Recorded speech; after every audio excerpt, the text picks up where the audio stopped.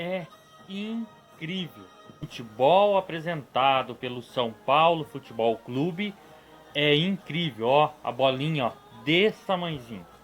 Primeiro, o Crespo tirou o São Paulo da fila, mas está se achando o Guardiola, porque ele colocou o Orejuela, que já não é um bom jogador, não é nem um craque, de zagueiro, e colocou o Galeano de ala.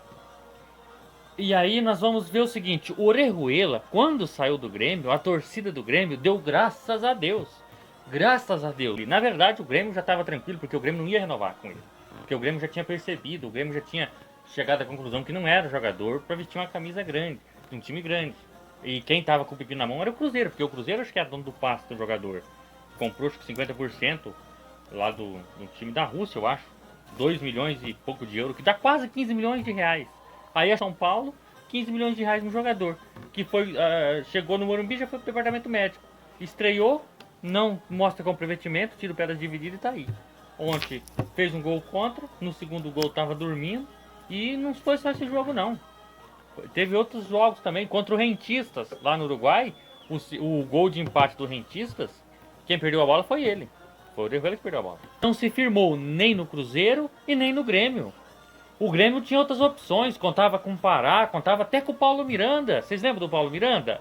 É, o Orejuela não se firmou. Aí o São Paulo, aí o time lá da Rússia, eu acho, ou o Cruzeiro, que tinha 50% do cara, achou o São Paulo. Pagou 2 milhões e poucos em euro em 50% do jogador.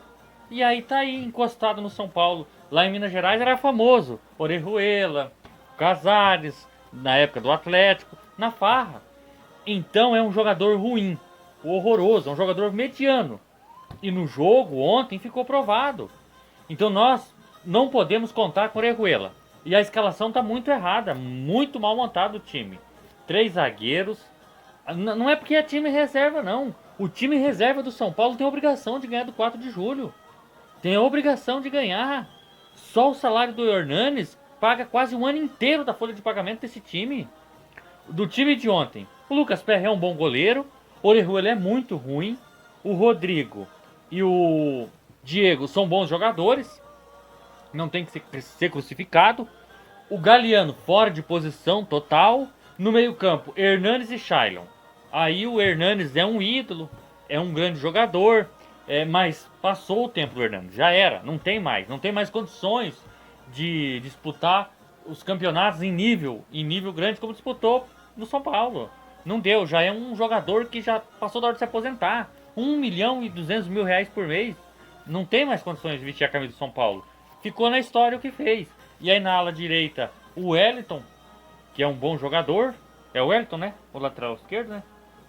É um bom jogador, tem futuro. O Michel Bastos, de Cotia. E aí no meio campo ali, o Shailon, já falei. E o São Paulo foi. E aí na frente você pega Vitor Bueno, que vamos falar a verdade, já é unanimidade entre a torcida do São Paulo. Que Vitor Bueno não é jogador pro São Paulo. Vitor Bueno não é jogador para vestir essa camisa pesada.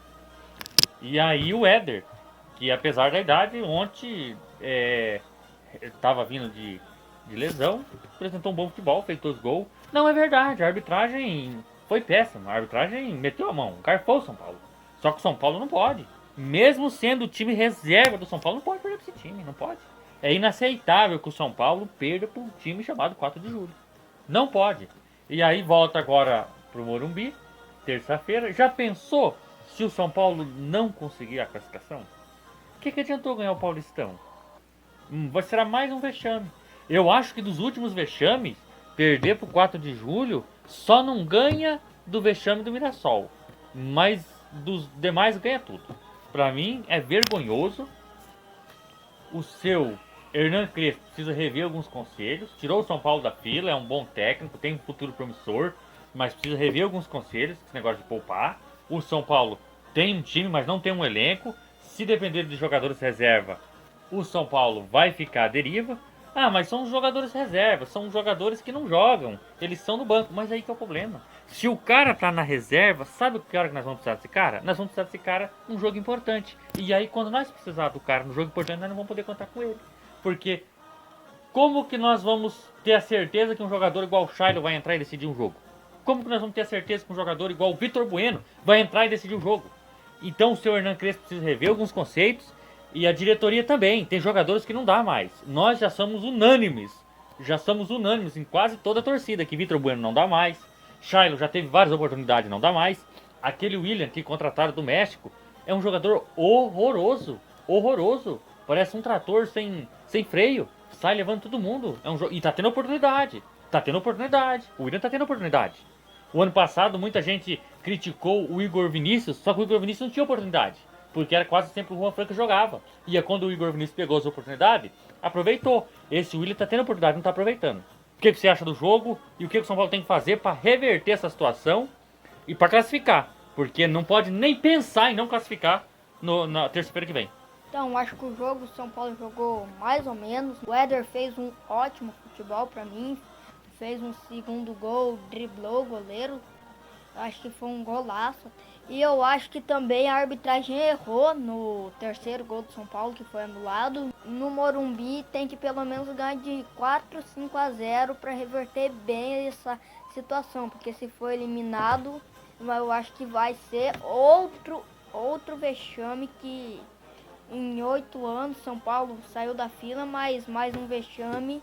Eu acho que o torcedor não vai aguentar essa sequência de vexames, né? Ó, o São Paulo vai ter 11 rodadas, 12 rodadas, não sei, até a volta da Libertadores. O seu Hernan Crespo precisa começar a analisar e mudar esse esquema. Porque esse esquema de 3-5-2, e ontem ele não mudou o esquema. Ele não mexeu no esquema, ele manteve 3 zagueiros. Improvisando o Orejuela de zagueiro e o Galeano de ala. Aí você pega um cara igual o Galeano, na base inteira, treinando como ponta. Aí vem pro profissional, vai treinar de ala. Vai jogar de ala. Você acha que vai conseguir desempenhar um bom papel? Não vai. Então o seu Hernan Crespo precisa rever esses conceitos de 3 zagueiros, achar outra saída, outro esquema, porque tem momento que vai precisar. Não podem ficar refém só desse esquema. E ver algumas peças aí que estão tendo oportunidade demais e tá correspondendo. Então se inscreva no canal, curte o vídeo e compartilha aí. Dá essa força aí pra nós. Abraço e vamos São Paulo.